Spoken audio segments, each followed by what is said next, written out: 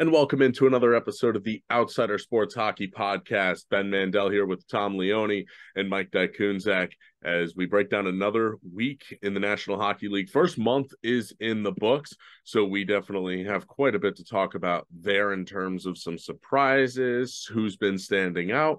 But I do want to go over some of the news. Now, the big one I want to talk about is the Charlie McAvoy suspension for the hit on Oliver Ekman-Larsson. This was dished out on Tuesday. But, guys, did you happen to see that hit where McAvoy, he ended up skating past Ekman-Larsson, had gotten rid of the puck. McAvoy tried to play it off as if it was incidental contact. Shout out, Timo. Yeah, no, he tried to make it look like it was incidental contact, and he just threw the shoulder up into Ekman-Larsson's head. I didn't see the hit Yeah, actually. it was I'm it gonna go on was Twitter right now though and search it yeah, while just look up McAvoy wow. hit. McAvoy hit, and you will see it. It was bad. And for sure he deserved a suspension, but I honestly felt like 4 games wasn't enough. Um Oh yeah. Yeah, yeah, that's clear as day. Wow. yeah, so I mean it wasn't a difficult decision for player safety, but yeah, What it is was a that bad. guy? Jacob Trouba? Ugh. Settle Honestly, it down. I just kidding. I reminds watched. me That's more of that's bad. That's bad. it reminds me more of the Marchand hit on Marcus Johansson when he was with the Devils back when we were in college, guys. Yeah, Brad Marchand's another dirty player that doesn't get talked about a lot, but yeah. Yeah, I think he's He's grown getting into better. just some more not as dangerous antics, but he still has his antics. You saw what he's done to Bedard. But other Yep. news, the other topic I did want to talk about, and this actually does have to do with the Boston Bruins, their rookie Matthew Poitras, he is going to remain with the Boston Bruins this year, and that was a big question. Are they going to burn a year of his contract, or were they going to send him back to juniors? And we do have our answer. Boston feels like, hey, with this kid, we have a chance to go somewhere. So the Boston Bruins are going to keep this rookie up here. They're going to burn a year of that contract. And Poitras is here to stay with those 3 goals through the start of the season with the Bruins looking as good as they have been.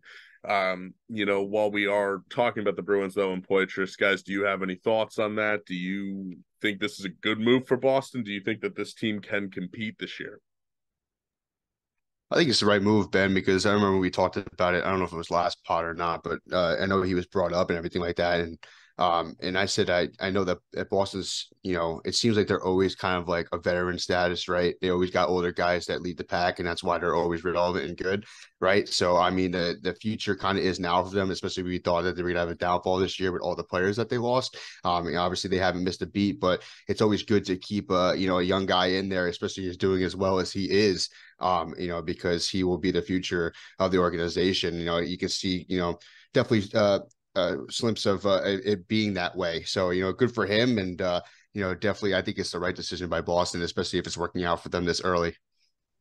I think it's a win-win situation for them, so I agree that it's the right move because either this kid's the team will fall off a little bit and the kid will just get a whole year of NHL experience, or they'll continue to play well and win games, and then he's going to get that valuable experience of playing meaningful hockey this early in his career. Which just, but you look at all young players, they typically have longer, more clutch careers when they play meaningful hockey early in their career. So it's just a win-win situation for Boston, in my opinion, and the right move.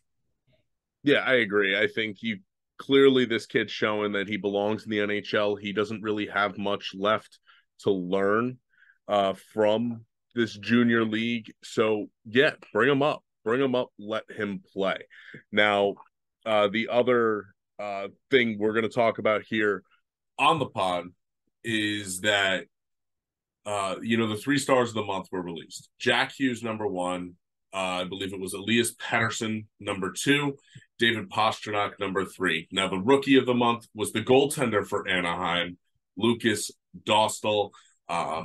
Joseph Wall was apparently another name out there that they thought could potentially get the nod for this award, but rookie of the month goes to Dostal. Jack Hughes, there wasn't much argument there, but it feels like they're definitely could be some argument to be made for other people. First, let me go through the stats for those top three. For Pettersson, 9 games played, 16 points, 5 goals, 11 assists. For Pettersson, that is good enough for second in the NHL behind Jack Hughes, who has 18 points in 8 games played, so one fewer, 5 goals, 13 assists. The only thing for Jack Hughes that's a little alarming is that he is a 0 right now in his plus minus, which means he is on the ice for a lot of goals against. But the other thing is, a lot of the goals that Jack Hughes is scoring and the points, 10 of those points are on the power play. So that's not going to be a plus for him. So that's also another reason why plus minus shouldn't really be factored in too much for a player. And now for Pastrnak, 9 games played, 14 points, 8 goals, 6 assists. He is a +9. So, other teams not really scoring too much when Pastrnak is on the ice. So that is something that is good for him. But guys, who are some other names that you feel like should have maybe been on this list instead of Pastrnak, instead of Pettersson, instead of Hughes? Or maybe even just someone you feel like needs to get a shout out, not necessarily taking a star of the month? I'm being biased. Shocker. Artemi Panarin. I I just agree. I think the only reason why Pastrnak is ahead of Panarin on that list for the 3-star of the month is probably the plus minus, or because Pasta has 8 goals. But Panarin has just been unbelievable to start the season, and I've been hard on Panarin as a Ranger fan. I don't think he's lived up to the contract. If this pace is going to be what he's going to be the whole season, he'll be worth every penny. And it's been really fun to watch. He's just the playmaker, a goal scorer, a true superstar. Where Panarin was kind of the last couple of years just kind of a playmaker, which isn't necessarily a bad thing, but he wasn't scoring goals. Now he's shooting the puck more. It's fun to see, and I think he's had a better first month than Pastrnak. I think that's crazy. I wish I can share my screen with you because I literally was pulling up Panarin's stats because I actually 100% agree with that. I just think he's got 15 points in 9 games.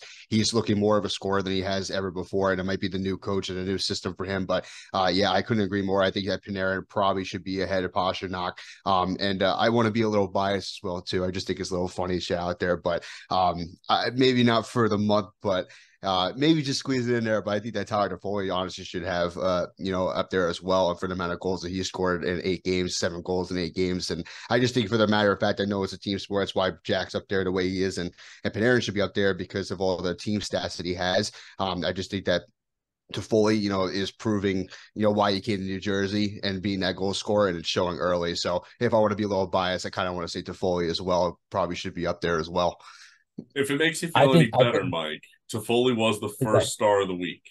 I did see. This I did. week. I There did you see. go. I did see that. I did see that. There you go. I think Dylan Larkin, I'll go off the bias and I'll speak a little bit to Dylan Larkin. I think what Detroit's done, I think him and DeBrincat could be talked about in this conversation too, clearly, because that combination and that line has just taken Detroit to a new level this year where they look like they're going to be competitive for the whole season and probably make the playoffs. I saw an interesting stat that when an NHL team sits in the playoffs at the end of the first month, they have a 67% chance to make the playoffs. And that number increases to 86% at Thanksgiving. So Yeah, this Thanksgiving first is month the and a big half is cutoff, huge. they say. Yeah, and Detroit's on their way because of Larkin and DeBrincat. Yeah, they've been fantastic. I had both of those guys pulled up here. Actually, everyone that we've talked about so far. Now, there is one guy who I want to throw out there, and Tom, I said his name before we started recording, not as a star of the month, especially because he has 1 assist, but 9 goals for Frank Vetrano. Anaheim. Sniper. What is going on? I mean, this is good for Frank Vetrano. He's been very opportune in that second line for Anaheim. Has really helped them win games because you know what the top line with Zegras and McTavish is going to do. The second line has to produce, and Vetrano, he's been the one potting all the goals. Now, Mike, you mentioned Tyler Toffoli. I want to bring up Jesper Bratt because he has also had an on fire start to this season. 14 points for Bratt, 8 assists, 6 goals. I mean, the Devils' power play is clicking at 42%. Jesper Bratt and Jack Hughes is a huge reason for that. Insane. Insane. And You know his you number wanted to, two? Well, and Yeah. two guys are the big difference. It's Tyler Toffoli and it's Luke Hughes. Luke Hughes really knows how to run the power play, and he is someone who I feel like should have been mentioned for Rookie of the Month. I think part of the reason why he wasn't was because he had a little bit of a bumpy start the first couple games, but now he has been the leading devil in ice time. A lot of that has been because of the power play, but he's getting top four defenseman minutes. Luke Hughes has been very strong. Now, another rookie who I think maybe got a little slighted, it was his teammate who got the award, and that was Dostal who got the award.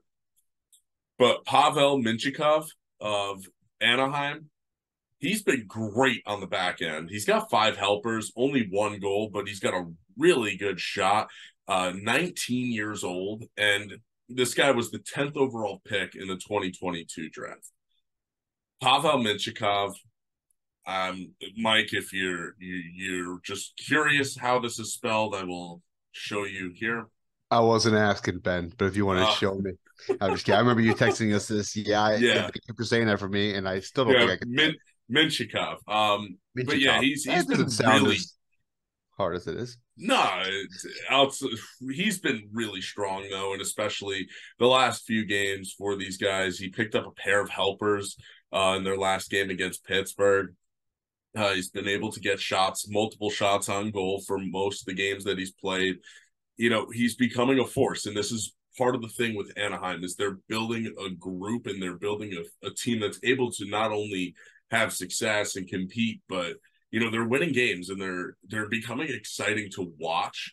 You know, we were wondering what's going to happen in goal with John Gibson not being there, well, or not necessarily being the guy wanting out. Well, maybe they have the future in Dostal, who was the Rookie of the Month, but definitely some good things there going on in Anaheim. Now, guys, I do want to talk about, we don't want to leave out the goalies and the defensemen. So who do you guys think is the best defenseman we've seen in the league this year? Who is most deserving of the Norris Trophy? You guys can interpret that however you want, whether it's the best offensive defenseman or just overall the best defenseman. I think Quinn Hughes. We're talking about the Hughes brothers a lot on these pods. I think he's been the best defenseman. For the That's month. really funny. I couldn't agree more. Quinn Hughes has been unreal this year. You know, usually in the beginning of the seasons, I always look at those teams that are kind of in the like we expected to be middle of the pack or not that good or maybe teetering on a playoff spot, and then somehow they start the year red hot. It's probably because their star players are playing like star players or taking it to the next level. Quinn Hughes kind of had a down year last year. He's right back to the Quinn Hughes everybody respected. I think him getting that C, Rick Tocchet instilling some, leadership to him for that. He's just been unreal. The highlights I see, I know they play late, just on. Yeah, no, I agree with Tom. I mean, I think that Quinn Hughes is probably top of my list. Second, right behind. I don't know if this is like a Rangers appreciation pod for me or something. I'm turning under a light in the pill, but Adam Fox is probably right there behind for me. He's got 11 points in the games that he's played, and he really runs, that power play, and he goes, he helps that offense for the Rangers. He does. He opens things up for Mika. He opens up things for Panarin. He is one of the one of the big reasons, why the Rangers are scoring as much as they are. So Adam Fox is near second for me, but I do have to agree with Quinn being the favorite right now. Yeah, by the way, just want to throw out there, when we were talking about plus minus not meaning anything, or I was at least, Quinn Hughes does lead the NHL in plus minus as well as a plus 11, which is very difficult to do as a defenseman. I wish we had more back and forth there, but maybe we will when it comes to goaltenders, because we're going to talk Vezina here. Now, Jonathan Quick is currently the save percentage leader. Wow. That's he's played a whopping 2 games. But that's why. And I mean, look, that'll even out. But I mean, you've had some great goaltenders so far. Joseph Wall has been good. Ottinger has been really good. Alexander Georgiev's picked up 6 wins. Igor's picked up 5 wins. Aiden Hill's picked up 5 wins. He's definitely some good goaltenders in the league this year. Ilya Sorokin has been a little up and down so far, but you expect him to right the ship.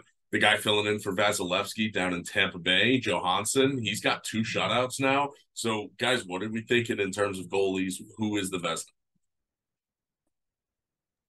Well, I know who Tom is gonna say, and I probably agree with him a little bit just because I watch and you know, as much as I hate the Rangers, I watch Yeah, them. so because Mike, it looks like both you and I will pick Igor. Let's just say let's argue for someone else. I was gonna pick somebody else. I'm just I'm gonna saying. Okay, choose pick someone Ottinger. I'm else. not gonna choose Oh, Igor. I was gonna okay. choose I was Ottinger gonna say Ottinger as well because because I Okay. thought you were gonna pick Igor. Sorry. I feel like Igor has played. I don't know. I feel like Igor was better last year, but I don't know. I That's might be too crazy. crazy. I don't know.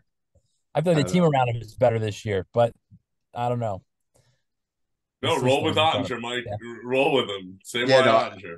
no. I'm gonna say Andre because you know how much I have an absolute wood for the Dallas Stars. Anyway, I'm just joking. Sorry, that was a little appropriate, but just say I love. Obviously, the Stars as good as they are, but you know he's got 4 wins in the 5 games he's played. His percentage is a .940, so he's only letting up 1.7 goals a game. I think that's insane stat for a goalie in 5 games. And it just proves that the Stars are the powerhouse, and it all starts with him. So I'm gonna roll with Ottinger.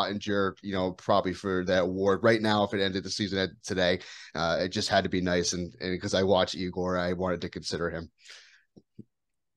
You've been very nice, Mike, and that's how I know it's the beginning of the season, and They it's haven't early played yet. because that's gonna change. Yeah, Yeah, next until I Saturday. see Igor do what he's been doing against the Devils, then yeah, I'll hate him again because what I he's don't been know. I'm doing. excited to see the Devils power The play go up Devils have against the that Ranger penalty Rangers. kill. What'd you Yeah, say? The Devils have Igor's number. Just Well, it's some because the teams Devils have a can whip goalie. the puck around like it's nothing.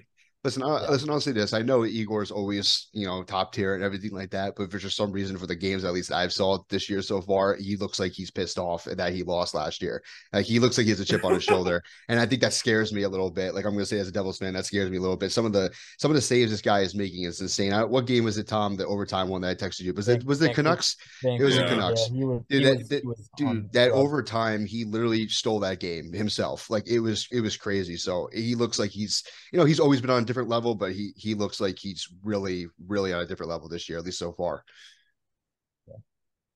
Yeah, I mean, look, I'm thinking Igor, to be honest with you. And it's because Igor has just been, in my opinion, unbelievable. Look, 7 games, 5 wins. They're winning when he's playing.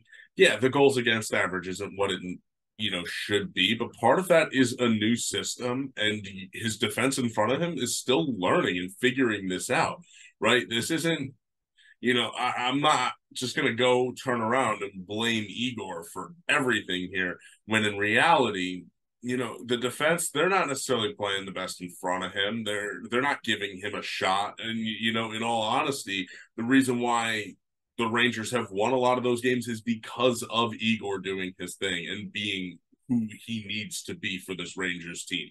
I think, we talked about it, how if a goalie was ever going to win the Hart Trophy, it was 2 years ago with Igor Shesterkin. I think this year he bounces back and he definitely is able to come away with the Vezina Trophy. Now, before we do jump in and close this podcast out, guys, I did just send over the link to our power rankings because we can't not talk about one of the teams in our power rankings here. The team I want to jump into first, though, I'll talk about them. It is the Los Angeles Kings. We have them ranked 9th currently, but the Kings have been great, and I just watched them completely dismantle the Toronto Maple Leafs on Tuesday night, and this was in Toronto.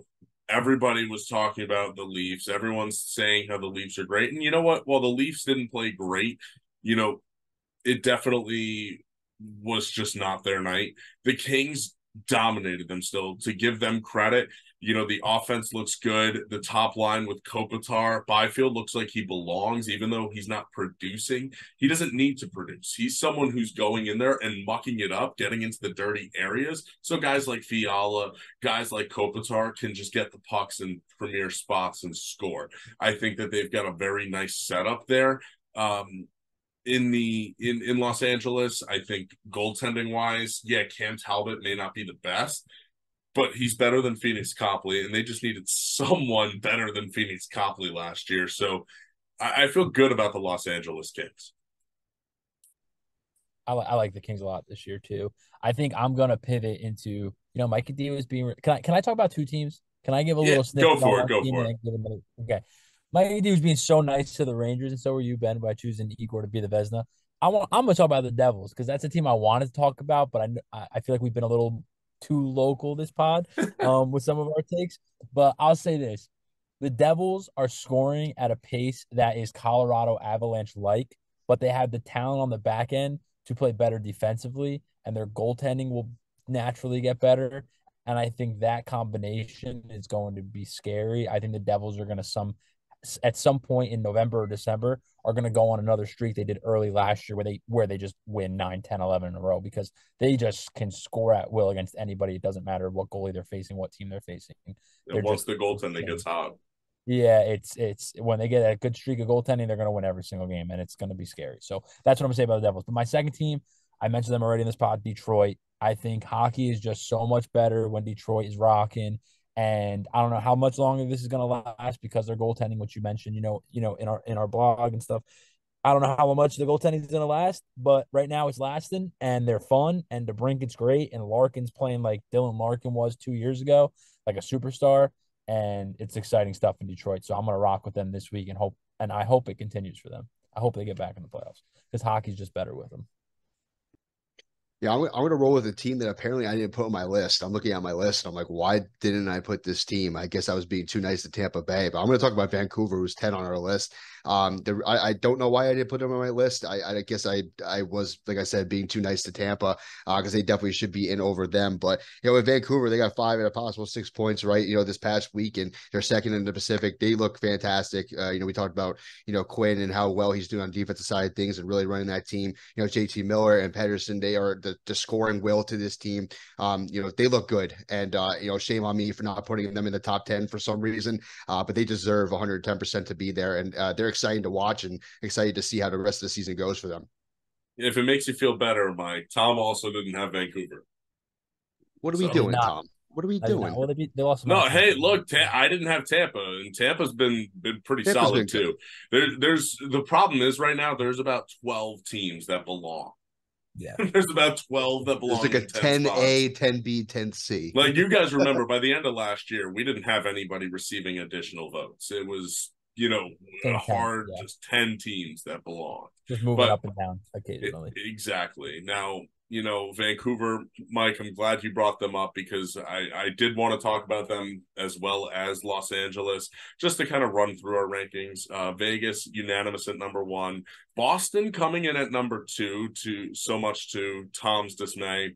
Colorado at 3, the Rangers at 4, although, hey, this streak continues for them. They may have to continue climbing up these rankings because I don't know, they're riding a streak a Big lot like test what we saw Thursday the night. Devils do. Big test Thursday night against the Canes. Big test. Well, and the Canes are a team that they're starting to get healthy again, but they were a little banged up. I believe Svechnikov's back, but we have the Dallas Stars in at 5, and I feel like that's too low for them. But again, there's just a lot of really good teams right now, and Dallas just hasn't played enough games yet. Toronto at 6, Detroit at 7. Toronto and Detroit, 2 teams that I think might be falling a bit. New Jersey in there at 8, the Kings at 9, and Vancouver at 10. All 3 of those teams I could see on the rise. But that is going to do it for us this week on the Outsider Sports Hockey Podcast. Thank you all for tuning in. Give us a follow on X, Twitter, whatever you call the app now, at Outsider Sports 3. Subscribe to our channel if you're watching on YouTube or Spotify. Definitely give us a like, give us a shout out, leave us a comment if you have any questions or just want to go back and forth with us. We definitely like to interact with you guys, bring you guys into the Outsider Sports community. And as always, have a great week. Enjoy some hockey, and we'll be back next week.